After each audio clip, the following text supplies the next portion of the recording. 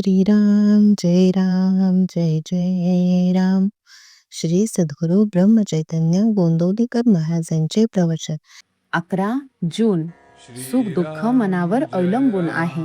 जिथे रोग असेल तिथेच औषध लावले तर उपयोग होईल. दुःखाचे मूळ कुठे आहे हे प्रथम पहावे. प्रपंचात काही न्यूनता पडली की दुःख होते. श्रीमंतांच्या किंवा गरिबाच्या सुख दुःखात तसा फरक तो कोणता?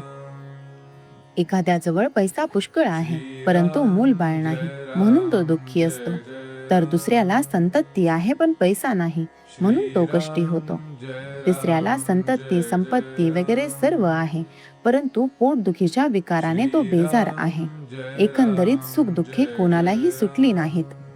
जितक्या गोष्टी कमी पडल्या तितक्या प्रयासाने सुद्धा आणल्या तरी पण न्यूनता काही सरत नाही. दुःखावर आपण वरवर उपाय करतो परंतु आपल्या दुःखाच्या मुळाशी आपले मनच आहे हे नाही आपल्या ध्यानात येत. खरोखर सुख दुःख हे वस्तूत नसून आपल्या मनस्थितीवरच अवलंबून आहे. वस्तू चोरीला गेली त्यावेळी झोपेत आनंदात होता, पण जागे झाल्यावर वस्तू गेल्याचे समजल्यावर दुःखी झाला. म्हणजे दुःखी होते ते मन, तेव्हा औषध द्यायचे ते मनाला द्या. संतांनी मनाला शिकवण दिली. आजवर आम्ही विशेष सुख सख्या मुलाप्रमाणे भोगले आणि परमार्थ सावत्र मुलासारखा केला. सावत्र आईप्रमाणे आम्ही मनाला शिकविले. ज्याचा सहवास झाला त्याप्रमाणे मनावर परिणाम होऊ लागले. विषयाचा सहवास गर्भापासून आपण ठेवतो म्हणून विषयापासून मिळणारा आनंद खरा असे मानू लागलो. ज्याचे बीज लावावे त्याची फळे खावी. आपण विषयाचे बी पेरतो आणि विषयाची फळे दुःखदायक आहेत म्हणून मग शोक करतो. याला काय करावे? व्यापारी दरवर्षी आढावा घेतात त्याप्रमाणे माझे विषय किती कमी झाले हे आपण पाहावे. जितकी प्रपंचाकरिता तळमळ करतो तितकी भगवंताकरिता करावे. प्रपंचातल्या अनुकूल परिस्थितीपेक्षा प्रतिकूल परिस्थिती हीच परमार्थाला जास्त उपकारक आहे. परमार्थ हा परिस्थितीवर, श्रीमंती गरिबीवर, रोगी निरोगीपणावर वगैरे कशावरही अवलंबून नाही. मनाची स्वस्थता, अंतशुद्धता, आचरणाची पवित्रता यावर तो अवलंबून आहे.